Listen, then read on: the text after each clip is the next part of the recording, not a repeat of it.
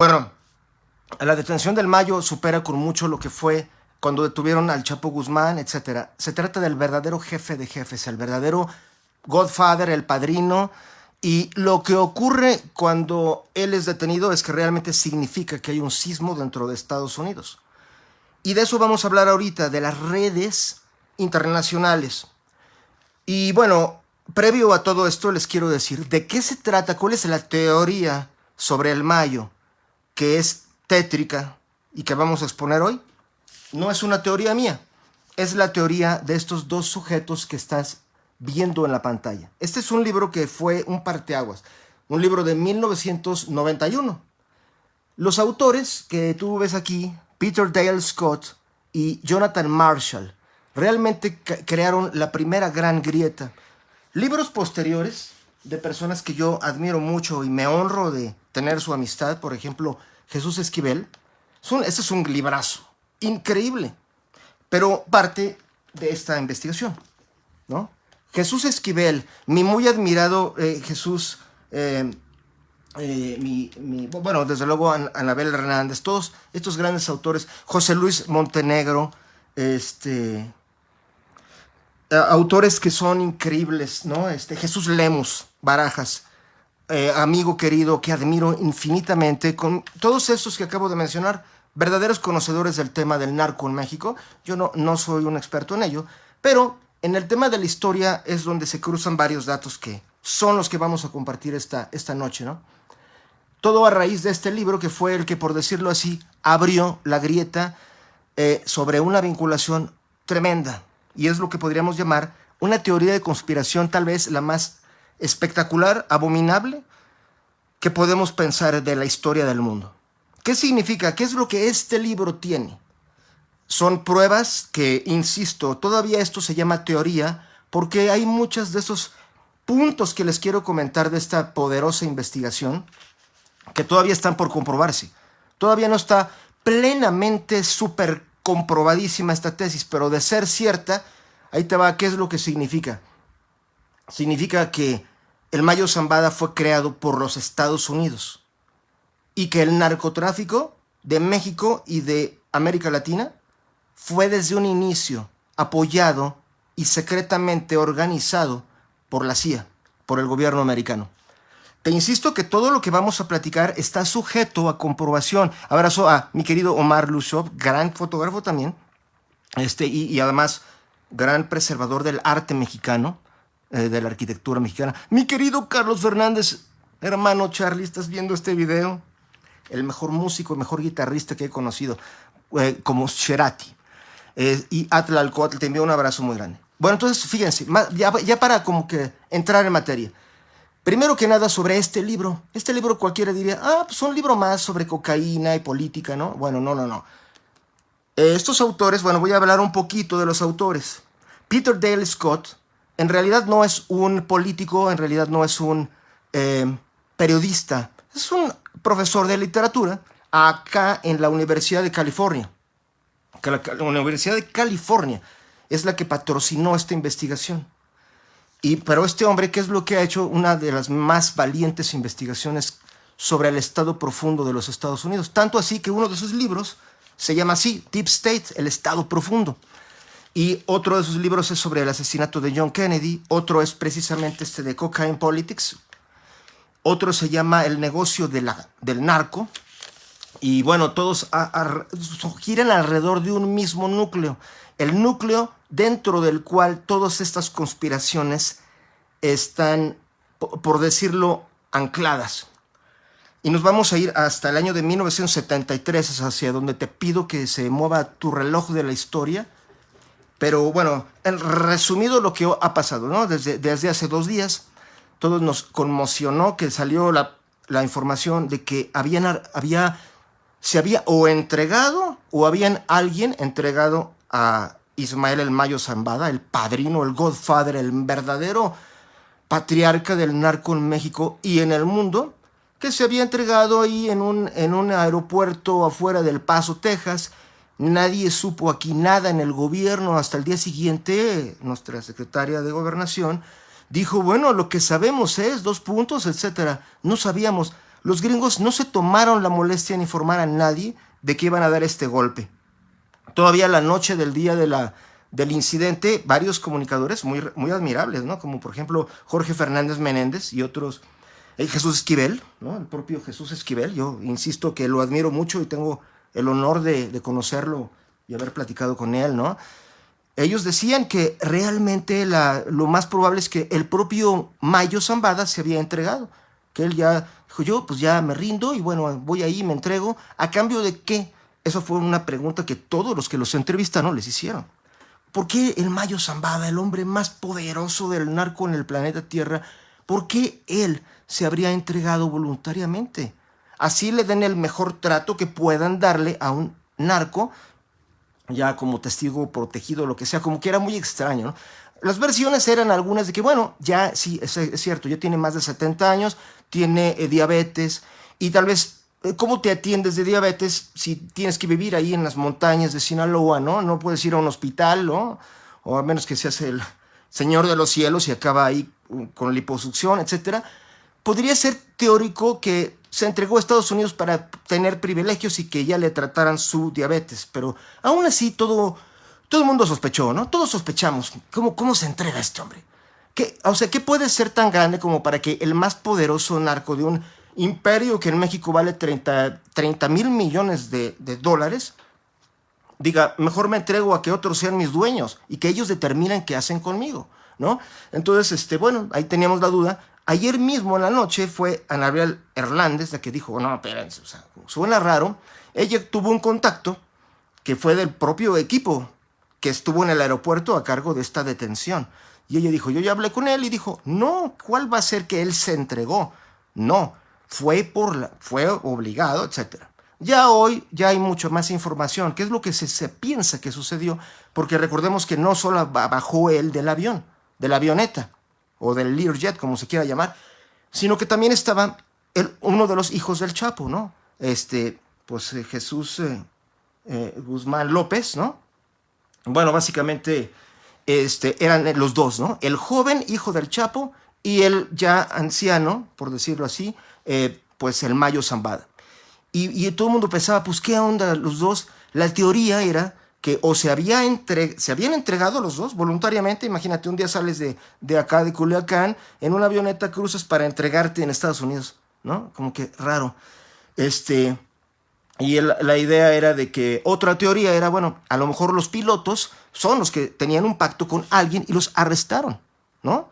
Les hicieron en medio del avión, imagínate pa' película, la escena de qué habrá pasado en esa avioneta, en pleno vuelo, que alguien les dijo, ya alguien iba para el otro lado y ellos dijeron, ¿cómo estás yéndote a Estados Unidos? O sea, no se trataba de ver una pista de las que usamos para nuestras actividades, y la golpiza que debió haberse dado. O sea, nadie de estos cuates se deja engañar, ¿no?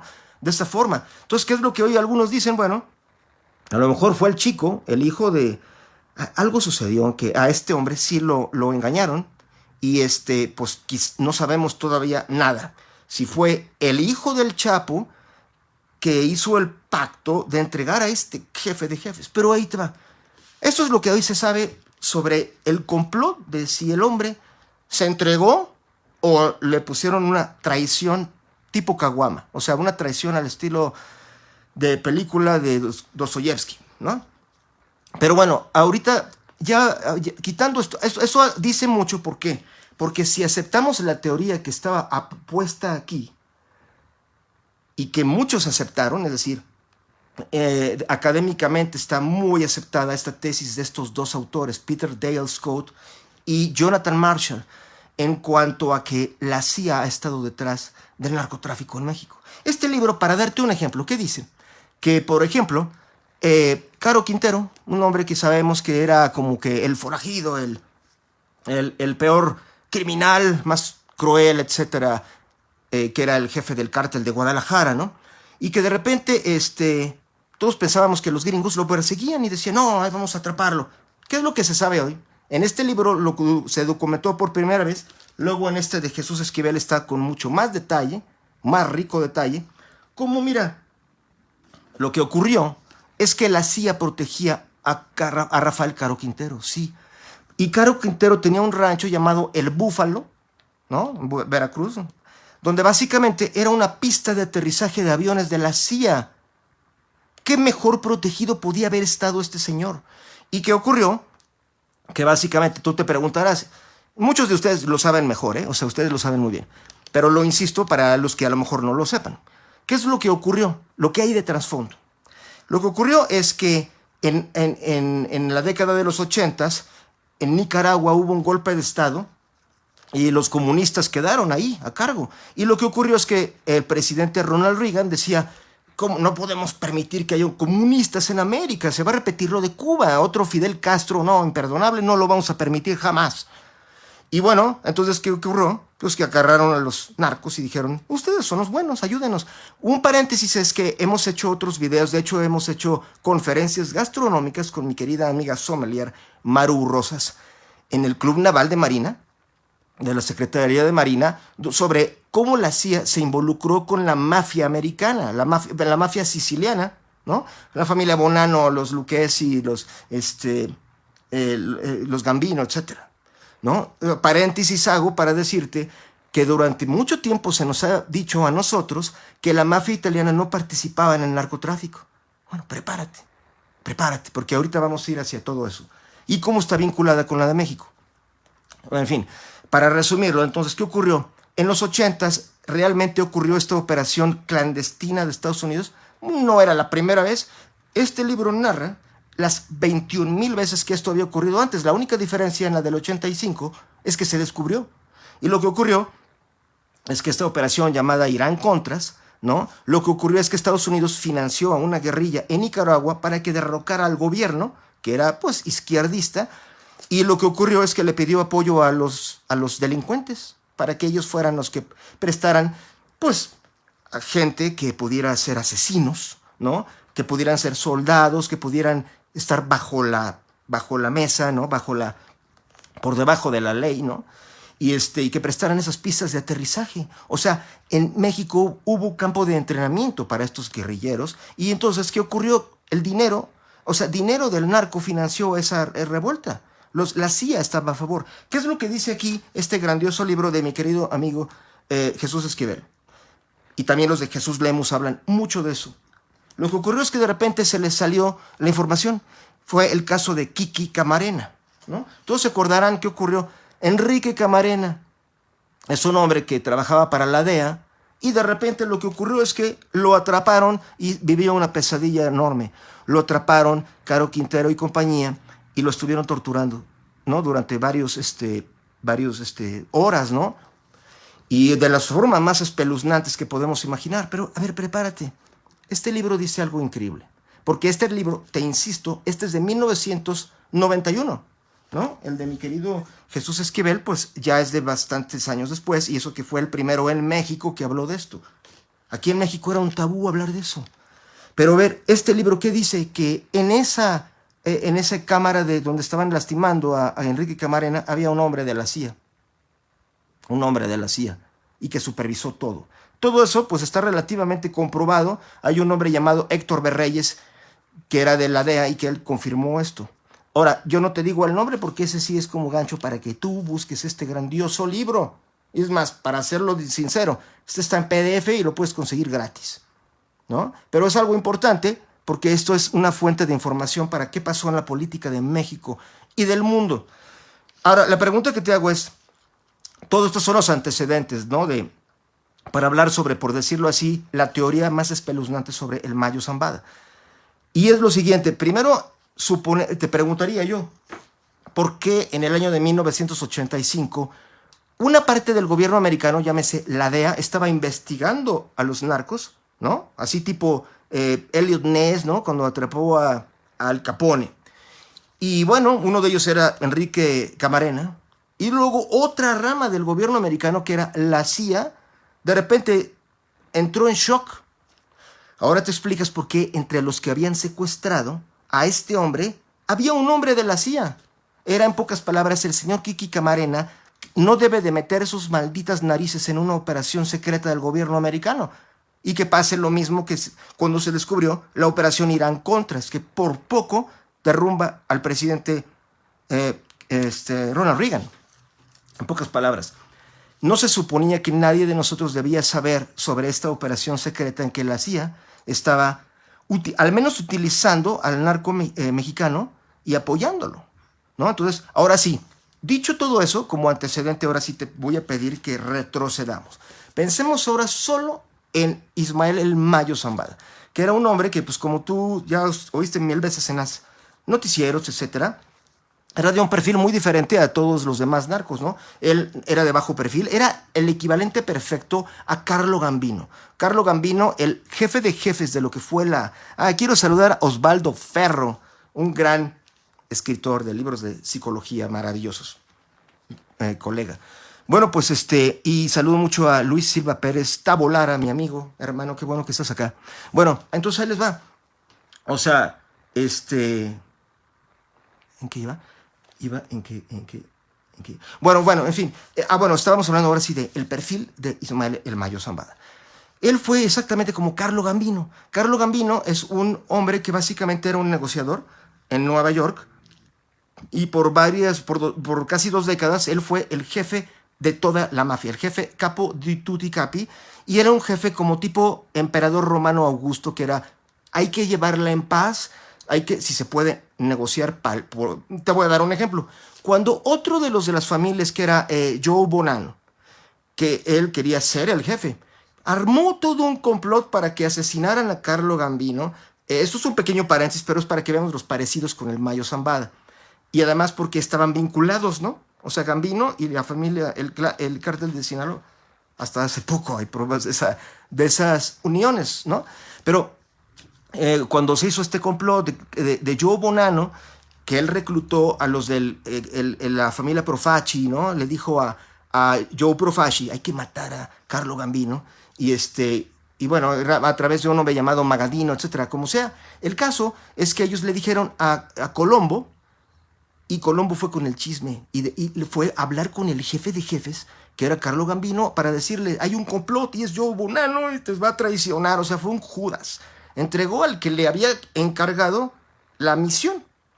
Y bueno, imagínate Joe Bonanno cómo estaba, ¿no? De repente fracasó el golpe, eso es como de película del Padrino, la cual no se ha hecho aún, porque y eso que es una historia real. Imagínate cómo estaba Joe Bonanno, jefe de esa familia increíble conectada con los Bush y con los Nixon y todo, y de repente le informan, ¿sabes qué? Ella te traicionó a Colombo, o sea, córrele, vete de Nueva York, vete de Estados Unidos. Y de repente llega alguien que le dice, ¿sabes qué? Ella ya te citó, Carlo Gambino, te está esperando, ¿no? Ahí en su oficina, Brooklyn, si no me equivoco. Y llegó Bonanno y todo, era una junta enorme. ¿Y tú te imaginas que lo mató Carlo Gambino? Que le dijo, ¿sabes qué? Tú estás complotando contra mí, te voy a matar. No, lo que hizo fue decirle, vamos a negociar y demás. Negoció, le dijo, tú ya renuncia, te bajas. Pero, o sea, un operador así, como si fuera un político. Así era Carlo Gambino, increíble. Y la verdad es que, bueno, mis respetos, si es que puedes decir mis respetos a un mafioso. Pero hay de mafiosos a mafiosos. Hay los que son puramente neandertales y hay otros que son hombres de negocio, ¿no? Voy a decir una frase que dijo Ismael el Mayo Zambada, que se parece mucho a este Carlo Gambino. Cuando lo entrevistó Julio Scherer, el exdirector del Excelsior y luego de la revista Proceso, imagínate este hombre cómo le habrá hecho para llegar a este lugar en las montañas donde estaba Ismael el Mayo Zambada para entrevistarlo. Es un valor de sujeto impresionante. Y su entrevista pues, es increíble. Quizás es la única que existe alguna vez hecha al Mayo Zambada. Ahora vamos a saber mucho más porque ahora le van a sacar a fuerzas la información. Y la pregunta es, ¿por qué? ¿Y para quién? Justo cuando es la campaña de Donald Trump y Kamala Harris. Bueno, sobre eso voy a tener que hacer un paréntesis para... No podemos olvidar, queridos amigos, que casi todas las entregas de narcos mexicanos, las capturas, ocurren siempre cerca de momentos electorales de Estados Unidos. O cuando alguien de ellos llega al poder, o cuando va por llegar. Como antecedente, nada más te diría, vámonos al año de 2017. En ese año, si no me equivoco, bueno, en el mes de enero, en algún momento de ese, cuando faltaban horas para que se fuera Barack Obama y entrara Donald Trump, fue justo en ese momento cuando el gobierno mexicano de Peña Nieto dijo, ya, vamos a extraditar a el Chapo Guzmán, ya ténganlo. Para que todavía, y fíjate con el timing, fue justo cuando todavía no se iba Obama y ya venía Trump. O sea, todo el mundo interpretó de qué se trataba. Era que Peña Nieto estaba tratando de quedar bien con los dos, ¿no? O sea, vaya, es la historia de las capturas del Chapo Guzmán coinciden básicamente con cuando entra el Partido Republicano en Estados Unidos o cuando entra el Demócrata.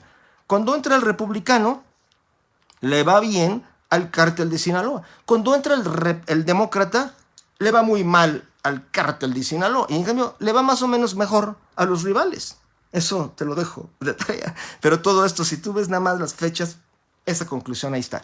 Pero bueno, el punto es, quiero agradecer a Edgar Hernández, que estás aquí, mi hermano. Muchísimas gracias. Celia López, muchas gracias por tus palabras. Y mi querido José Manuel Vera, un abrazo enorme. Qué gusto saludarte por acá. Te envío un abrazo. Bueno, entonces, ahí les va. Todo esto era para decir la frase que yo quería decirles de El Mayo Zambada cuando habló con Julio Scherer.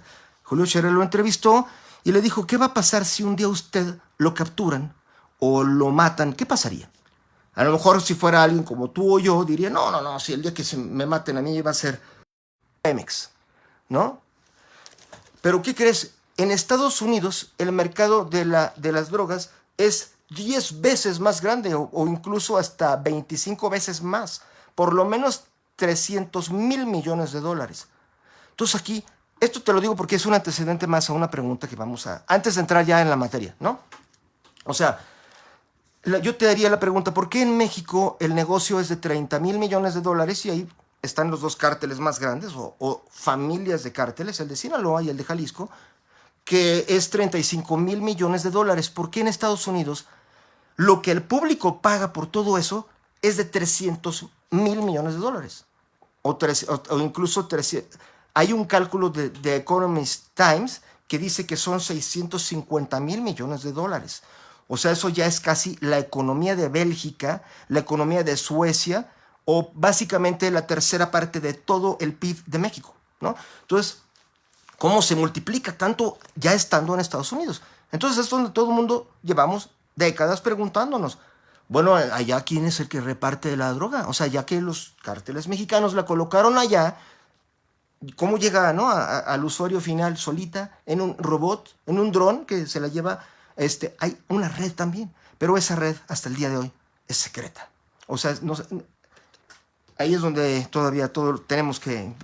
Todo el mundo, el que se dedica a esta onda, pues es donde habría que investigar, ¿no? Pero bueno, para resumirlo entonces, la frase del señor El Mayo Zambada, pues es muy reveladora. Porque básicamente lo que dice es, no importa que me maten a mí, que maten al Chapo, que maten a los del cártel del Jalisco Nueva Generación, se va a crear otra estructura porque alguien la necesita allá arriba. Alguien en el país vecino, en Estados Unidos, ellos necesitan que exista este proveedor, ¿no? Porque alguien está ganando un dineral. Alguien está ganando mucho, mucho dinero. ¿Quién? Todavía no lo sabemos. Yo te hacía una pregunta hace rato sobre la mafia italiana y la dejo de momento ahí en tu mente. Y si estás comiendo una pizza ahorita, pues disfrútala pensando que... Te voy a hablar al rato de algo que se llamó The Pizza Connection, la conexión pizza. En resumido, los que decían que no repartían nunca droga, que no, la película El Padrino, que tanto nos fascina, es donde es una oda maravillosa diciendo que la mafia italiana hace otras cosas, como el juego, los negocios, ¿no? Pero la droga no. Bueno, ahí te va. Año 1984, si no me equivoco, la familia Bonanno. Es más, te invito a algo. Si tú buscas un video de Joe Bonanno, entrevistado por este hombre Wallace, Mike Wallace, ¿no? De 60 minutos, vas a ver que cuando le pregunta a Mike Wallace, un periodista increíble, en paz descanse, el mejor que ha tenido pues 60 minutos, ¿no? De CBS News. Él le preguntó a Bonanno, en la casa de Bonanno, en la presencia del hijo de Bonanno, le dijo, ¿usted nunca ha vendido drogas? ¿Usted no apoyó el narcotráfico? La respuesta de Bonanno es hasta espeluznante. Busca el video, te lo ruego, te lo pido. entrevista de Mike Wallace a Joe Bonanno. Te vas a quedar como si hubieras visto la película de La Profecía. No la del Padrino, sino de Omen, La Profecía. Porque cuando Mike Wallace le hizo la pregunta, la respuesta de Joe Bonanno fue una mirada asesina y dijo, nunca, yo nunca he vendido droga. Y el otro dijo, pues aquí tengo las pruebas. ¿Las pruebas cuáles son? Que uno de sus hombres, muy famoso, que era Carmine Galante, conocido también como el hombre cigarro, porque siempre estaba con un cigarro en la boca, incluido el día en que lo mataron, murió y tú puedes ver las fotos de Carmine Galante con un cigarro en la boca, muerto ya, pero pues no dejó de fumar. Este hombre, el FBI encontró que era responsable de una gigantesca red que vendía droga en pizzerías. Claro, tú llegabas a la pizzería, pedías tu pizza, ¿no? Una pizza, oiga, un vino, ¿no? Va usted. Pero ¿qué tal los que pedían otra cosa? Pues ahí se las daban. ¿De dónde salía esa droga? ¿De dónde? Bueno, bienvenido tu amado país. También Colombia, etc. Hay un pequeño paréntesis que yo tengo que hacer aquí también porque es importante.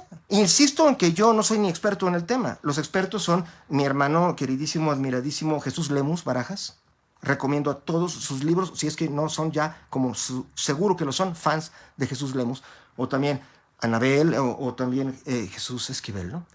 Todos ellos son los que verdaderamente saben. Y José Luis Montenegro, amigo mío queridísimo, muy valiente, autor de un libro increíble llamado Narco Juniors. Lo escribió hace aproximadamente unos 4 años. Me invitó a presentarlo. Para mí es un honor porque él es verdaderamente un jefe, José Luis Montenegro. Y su libro Narco Juniors hablaba de todo lo que son los chapitos antes de que hoy ya todos son famosos, ¿no? Quiero aprovechar y abrazar a mi querido Alejandro Bazáñez, gran amigo, súper escritor, que también es un fan de estos temas. Y autor de Kuntur, el Inca, el libro increíble que les recomiendo. Saludo con mucho afecto a Salvador Fernández de Lara, Octavio Soto, qué gusto que estás por acá, César Montaño, mi hermano. Bueno, entonces ahí les va. Volviendo al tema, pues ya viste que no eran tan... Bonanno, que dijo, yo nunca el narcotráfico, ¿no? En la historia de la mafia italiana, si tú te pones a buscar, no es como ahorita, que tú sabes que en el año de 2008 agarraron a Beltrán Leiva, etcétera. Sabemos cosas de 2013, 2015. Si buscas los cárteles importantes de Estados Unidos, la historia documentada se acaba más o menos en 1990. Después de ahí es un vacío. No sabemos nada. ¿Pero qué crees? Apenas hace un año mataron al jefe de la familia Gambino. O sea, el más poderoso hombre que salió en su casa, ¿no? Era supuestamente un buen hombre. Y también agarraron a este hombre, pues al jefe de la mafia de Sicilia, de la Cosa Nostra. Es decir, se sigue moviendo. Pero ¿qué es lo que ocurre? No, ellos sí saben proteger la información. ¿Qué es lo que sí ocurre? En el año de 2008 ocurrió una nota increíble, una cosa llamada Operación Halcón, y encontraron que en Sicilia había un hombre del cártel de Sinaloa, del cártel de los Zetas, negociando con la 'Ndrangheta, la mafia de Calabria de Italia, al sur de Italia, pegado a Sicilia. Bueno, eso nos lleva a otro tema. La 'Ndrangheta de Calabria ya le dio una torre a la de Sicilia. O sea, lo que antes creíamos que era el núcleo hiperpoderoso Sicilia, ya dejó de ser. Ahora es 'Ndrangheta, que es ya el pie de la bota italiana. Otros cuates que tienen otra cultura, son descendientes de griegos que colonizaron en la época de la antigua Grecia, y por eso se llama 'Ndrangheta. 'Ndrangheta viene de andros. Andros significa hombre en griego. Todos ellos son herederos de griegos, especialmente de Esparta, ¿no? Para que vayas imaginando un poco la mentalidad, ¿no? Pero bueno, en fin, a lo que vamos es que, y saludo a mi querido Rodolfo Valverde, gran conocedor de todos estos temas, Javier Rosete, Klaus Nappe, muchas gracias por estar aquí. Daniel Díaz Torres, mi hermano querido. Qué gusto y qué felicidad me hace que estés acá con nosotros. Bueno, entonces ahí les va. Ahora bien, entonces, has de pensar, ¿y qué tiene que ver eso con la llamada que está, clickbait, o como quieras decirle, al decir que aquí vamos a presentar una teoría escalofriante? o tétrica sobre el Mayo. Bueno, ahí te va, ahora sí ya, preparémonos. Toda, insisto, sale de aquí. Literalmente aquí aparece el Mayo, aquí aparece. Y te voy a hablar de otra cosa que se va a llamar la conexión Cuba. La conexión Cuba es la siguiente. El Mayo Zambada en realidad pertenecía a una familia pues humilde que vivía por allá en Sinaloa, pero no era, ellos no empezaron el negocio del narco, no, el negocio del narco llegó a ellos. ¿Y sabes por qué fue? Por amor. Ahora sí, la cursilada de este video, por amor. ¿Por qué? Porque resulta que Ismael el Mayo Zambada tenía una hermana, pues que debe haber sido muy bonita. He buscado fotos de ella, de joven, pues no hay muchas, pero debe haber sido verdaderamente bella, como para que un día ocurriera lo que te voy a contar. Cuando era joven, Ismael el Mayo Zambada, él lo que hacía, a pesar de su gran inteligencia que demostró tener, él se dedicaba a lavar llantas de trailers y otros vehículos. Eso era su trabajo, ¿no? Pero ¿qué es lo que ocurrió? Que un hombre muy importante de Las Vegas, que era cubano-americano, ojo, la familia Zambada era de origen cubano.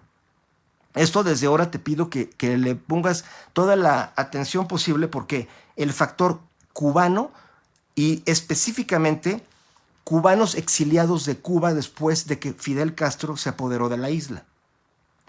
Voy a tener que hacer un pequeño paréntesis aquí, que es mencionarte otro libro que sugiero que lo adquieras. Y lo más seguro es que está en PDF y gratis también, y me van a matar los de las editoriales respectivas, pero el chiste es que estemos informados, ¿no? Este libro, ¿qué es? Es un libro que escribió nada menos que el que fue embajador de Estados Unidos en Cuba cuando el Barbón llegó al poder. Por Barbón me refiero a Fidel Castro. ¿Quién era el embajador? Aquí no sé si se alcanza a ver, pero era básicamente este hombre, Earl Smith. ¿Qué es lo que dice él en este libro? Pues lo que dice realmente es muy simple. Estados Unidos es el que puso a Fidel Castro en el poder. Ellos fueron los que tiraron a Fulgencio Batista, pusieron a Castro por medio de una operación encubierta parecida a las que siempre o regularmente hacen. No estoy culpando a los gringos, no digo, los gringos son malos, no. Ellos hacen su trabajo, proteger a su país. El nuestro es proteger al nuestro, ¿no? Igual que cualquier otro debería de hacer. Pero hay que analizar lo que ellos hicieron. Entonces, ¿qué ocurrió? Que cuando ya llegó el señor Castro Ruz, les dio la espalda de una manera abominable o grandiosa, dependiendo si tú lo amas o lo detestas, será tu punto de vista. El chiste es que el hombre hizo una negociación por detrás con la Unión Soviética y ya sabes lo que ocurrió. El resto es historia. Pero ¿qué es lo que ocurrió? Pues naturalmente los más ricos de Cuba se fueron, escaparon los que pudieron, ¿no? Escaparon y entonces ¿qué ocurrió? Llenaron Miami. Miami se volvió una comunidad de cubanos exiliados que aborrecían a Castro y al comunismo naturalmente porque ellos sienten que Fidel Castro les quitó su país. Esto llamale por el momento la comunidad ex-Cub o exiliados cubanos. Bueno, ojo, aquí es donde empieza todo el rollo. ¿Cuáles son los que se iban a volver los mejores aliados de la CIA? ¿Por qué? Porque vamos a verlo así. Cuando ocurrió esa puñalada por la espalda por parte de Fidel Castro, a los gringos especialmente este señor que ves aquí, pues él fue el que lo puso. Se llama Dwight Eisenhower. Fue presidente de Estados Unidos 2 veces, héroe de la Segunda Guerra Mundial. Todo eso lo verás en Secreto Nazi, que pronto, espero, con la ayuda de Dios, saldrá ya pronto. Pero bueno, Dwight Eisenhower, después de la Segunda Guerra Mundial, de ganarle a Hitler y compañía, ya fue presidente de Estados Unidos y 2 periodos. Y en 1959, cuando le quedaba 1 año de ser presidente, fue cuando ocurrió este asunto de Castro. Entonces, ¿qué ocurrió? Le dijeron, fracasamos. ¿Cómo ocurrió? Bueno, imagínate cómo se sentía el presidente de Estados Unidos de que su operación maestra de quitar a Fulgencio Batista y poner a acabó siendo el peor atentado contra la vida de Estados Unidos. Porque ahora convirtió a Cuba en la mayor fuente de peligro para Estados Unidos hasta el día de hoy. al grado tal que pasaron pocos años y este hombre se encargó, Fidel Castro, de convencer a Rusia de que pusieran misiles nucleares en la isla, apuntando hacia Estados Unidos.